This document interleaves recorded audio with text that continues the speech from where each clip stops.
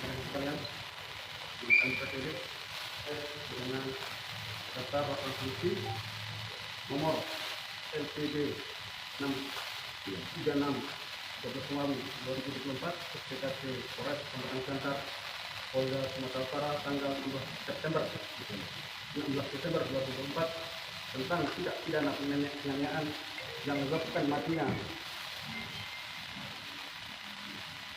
orang sebagaimana dimaksud dalam pasal 338 subsidiar 351 KUH. Pelapor Sunarmo, umur 50 tahun, lahir di Solo, tanggal 05 Januari 1969. Agama Islam, pekerjaan, wira swasta, suku Jawa, kewarganegaraan Indonesia, pendidikan terakhir SMA, tamat, alamat Jalan Meranti nomor 80B, Kelurahan Kahian, Kecamatan Siantar Utara, Kota Pematang Siantar. Korban Nur Haji Irawan, umur 23 tahun, lahir di Pematang Siantar tanggal 23 Januari 2001, agama Islam, pekerjaan pelajar, mahasiswa suku Jawa, kewarganegaraan Indonesia, pendidikan terakhir S1 tamat, alamat Jalan Meranti nomor 80B, Kelurahan Kahian, Kecamatan Siantar Utara, Kota Pematang Siantar. Tersangka pelaku terduga adalah JCP, inisial JCP, lahir di Pematang Siantar tanggal 29 November 2001, umur 22 tahun, WRI. Saksi dan kronologis pada hari Sabtu tanggal 14 Desember 2024 sekira pukul 22.00 saksi atas nama AS komunikasi dengan korban atas nama Nur Hadi melalui aplikasi dating Omni dan sepakat untuk jalan keliling Kota Pematang Siantar.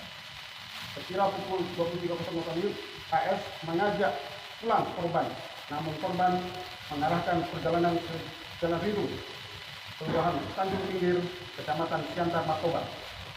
Ternyata akan dipaksa untuk masuk ke hotel.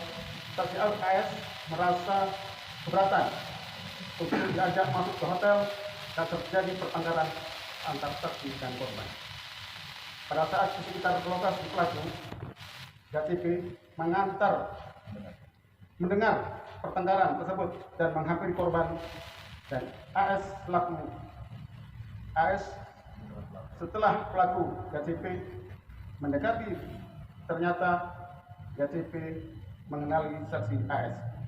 Selanjutnya korban mengatakan kepada pelaku inisial JCP, sudah bukan urusanmu, dan selanjutnya jadi pertengkaran fisik di mana JCP memimpin leher korban dengan tangan kiri sehingga korban tidak sadarkan diri dan mulut mengeluarkan buih dan darah. Setelah kejadian tersebut, JCP menggendong korban dan meletakkan di perladangan jahit tidak jauh dari TKP perkelahian. Selanjutnya JCP dan AS meninggalkan TKP menggunakan kendaraan motor NMAX karena abu-abu milik korban. Pelaku juga sempat membuang HP, topi dan plat nomor sepeda motor korban di sungai dekat TKP. Sekira pukul 18.08.30 WIB, saat berada di perumahan bersatu maju, pelaku berpapasan dengan 4 orang dan menanyakan kepemilikan sepeda motor NMAX abu-abu yang digunakan oleh pelaku. Selanjutnya pelaku beralih bahwa sepeda motor tersebut dipinjam dari teman pelaku atas nama RZ. Selanjutnya pelaku sepeda motor dibawa ke Polsek Siantar Utara dan diserahkan kepada keluarga korban. Saat itu belum diketahui ada penganiayaan yang dilakukan oleh pelaku kepada korban.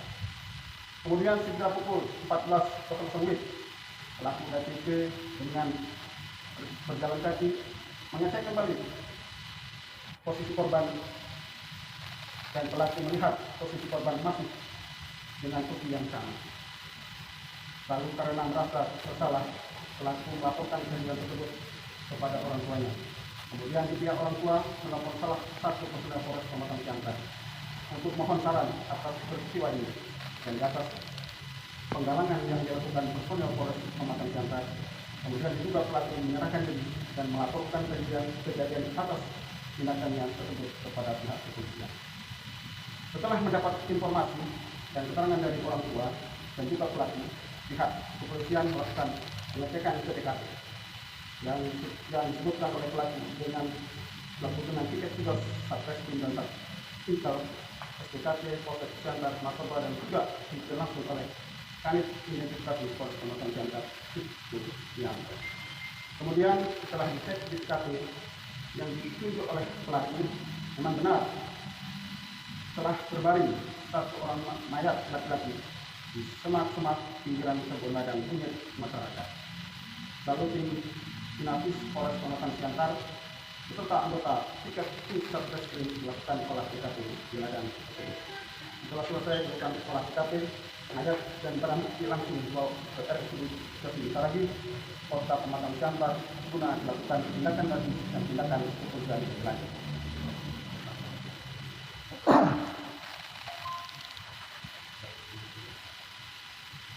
Pada proses ini, pasal yang dipersangkakan pada pelaku yaitu pasal 338 subsidiar, pasal 351 dengan ancaman pasal 38 adalah 10 tahun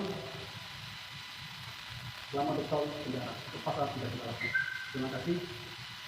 Jadi terhadap si perempuan sementara memang masih kami jadikan sebagai saksi, dan dalam hal ini masih kami lakukan pendalaman. Ya, adapun hubungan antara terduga pelaku ini dengan si perempuan ini juga masih dalam proses pendalaman. Sementara itu sih. Jadi Komandan, pelaku sendiri, korban sendiri apakah memang hanya dicekik kemudian langsung mati atau bagaimana, Komandan? Apakah ada unsur penganiayaan lain? Jadi kalau dari peristiwa yang dijelaskan oleh saksi dan pelaku sendiri, terjadi penganiayaan beberapa pukulan, terus kemudian ada tendangan ke arah ulu hati. Kemudian saat itu posisi korban lemas, pada saat itulah dilakukan piting oleh si pelaku, yang akhirnya si korban lemas, terus kemudian juga ada pendarahan di kepala sedikit, ya, ada pendarahan kepala sedikit dan mengeluarkan busa di mulutnya. Berarti pelaku ini menyerahkan diri kepada pihak kepolisian seperti itu ya? Nah, karena posisinya si pelaku ini mungkin ketakutan, terus kemudian dia bercerita kepada orang tuanya. Kebetulan dari orang tuanya si pelaku ini ada kenal salah satu personil di Polres Pematang Siantar. Akhirnya melalui penggalangan, si pelaku ini menyerahkan diri ke Polres Pematang Siantar. Motif pelaku kira-kira, Komandan? Kenapa? Untuk motif pelaku kira-kira? Terkait motif yang jelas masih dalam proses pendalaman, ya, karena kita belum bisa menyampaikan motifnya apa, karena sampai malam ini pun proses pemeriksaan masih berjalan. Tadi bisa dikatakan penyebab kematian pendarahan di kepala, kan? Penyebab kematiannya yang jelas karena ada pendarahan dan juga ada jeratan di bagian leher. Ini barang bukti milik korban ini ditemukan di tangan pelaku atau bagaimana, Komandan? Nah, jadi seperti tadi sudah dijelaskan oleh Pak Wakapolres, jadi ada beberapa barang yang sempat dibuang oleh pelaku, yaitu ada satu buah handphone, ada topi, dan ada plat nomor yang dibuang di sungai di dekat TKP. Sedangkan untuk terkait dengan barang bukti yang ditampilkan di meja ini adalah dompet yang diamankan oleh si pelaku. Karena ada beberapa penjelasan dari pelaku yang masih kami dalamin terkait dengan keberadaan daripada barang bukti ini.